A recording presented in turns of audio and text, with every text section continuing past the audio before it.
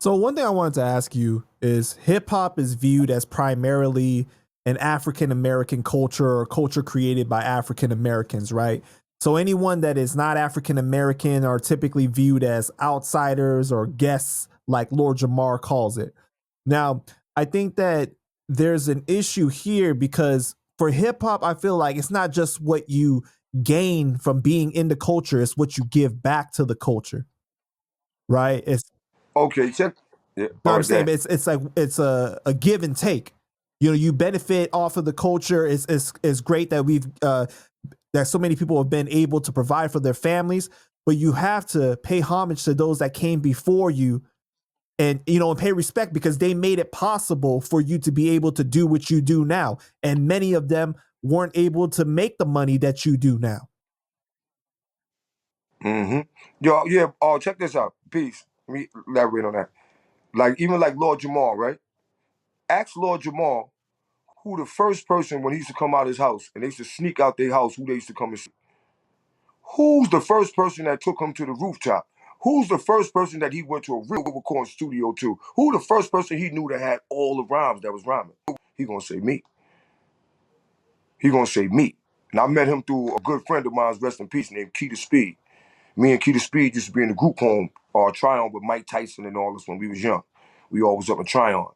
And when Keita Speed came out, he lived uptown. So, I mean, he lived in Mount Vernon. Not Mount Vernon, New Rochelle. So I bumped into him one day on Fordham Road. My mom sent me to Martin Brothers. I was going down there to buy a lease suit. And I had just came out. And I bumped into Keita Speed. And me and him, I just called him Keita Weed. And he was like, yo, man, where you live at? I told him I live behind Alexander's on Fordham Road. He said, I'm going to come and see you, man. Him, Big Josh. They had a friend with them named Big Josh. They used to steal Big Josh's father pick station wagon and come and hang out with me on behind Fordham Road. Lord Jamar, Derek X, the whole brand Nubian. You know what I'm saying? And Alamo. And Alamo, not Grand Pooper. Because Grand Pooper wasn't down with them at the time. Because there was no, they didn't have a group. They wasn't even a rap group. They was like, they was doing a little rapping up in New Rochelle, but they wasn't a group at the time. And they used to come with me. I used to shut my block off behind Creston. And then the Jamaicans, I tell you, we had so Jamaicans talk about this to today. And this was in the 80s. We used to have some of the biggest joints out there on my block. We ain't had no permit or nothing. I used to go tell the Jamaicans, yo, we gonna DJ today. They used to come and put all the garbage cans and block the block off. I used to come out with my little equipment.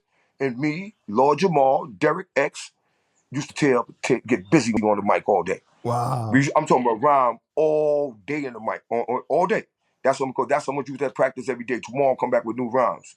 Lord Jamal will tell you, when it come to hip hop, I know get into real hip hop. You know what I'm saying? Now, we can never say that hip hop started by black people. Now, as far as the rapping part and the DJing part, yes, that's majority African Americans, 90%. So what do you think about 90, you can go. the guest argument that anybody that is not is considered a Oh, yeah, guest? yeah, I'm about to clear that up. Yeah. I'm about to clear that up. See, because with Lord Jamal, and now it's coming back again. Lord Jamal came from New Rochelle, coming to me. I'm the one who was breaking down and telling them about hip hop. And then later on, he learned on his own and went, and they started Brand Nubian. I was incarcerated at that time when they started Brand Nubian, because I most definitely would have been down with them. You know what I'm saying? We used to get together every day. But I got incarcerated. Them brothers went on and did the Brand Nubian and things like that. But Lord Jamal is really, what he's speaking about is rap music, just the music. When you're talking about hip hop, you got to figure like this. As far as rapping, the majority was African American. And DJing, the majority was African American. When it came to graffiti and all that, we had our brothers too, but the majority of them brothers was Latin, man. When it came down to breaking, we had a couple of brothers, but the majority of them brothers was Latin from the beginning. And we all together, that's what, got together, and hip hop. So we brought a lot of the element. We brought our elements. We were strong in certain elements. It was predominantly African American. But then in certain parts of hip hop, it was predominantly Latin. It have always been. It always been. You know, like you see, like I told you, I used to break, but I was way nicer in boogieing and electric boogieing. So a majority of the black people, the brothers, we was boogieing. It was only few like Wave and a couple of other brothers that actually was getting out and down and breaking with the big breaking crews.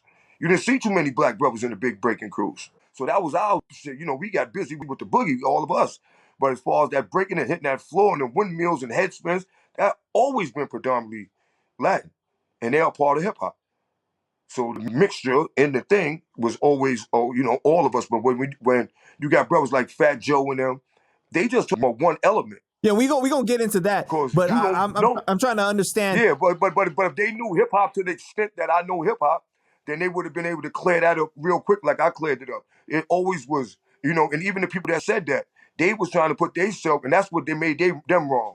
When they were saying, no, the Latins was always did, the Latins always did. All right, they was, but in what element? They was trying to put their, you know, so everybody's saying the same thing, but y'all not putting the sections there. Because, you know, when it came down to breaking and all that, it always was a bunch of Latin brothers.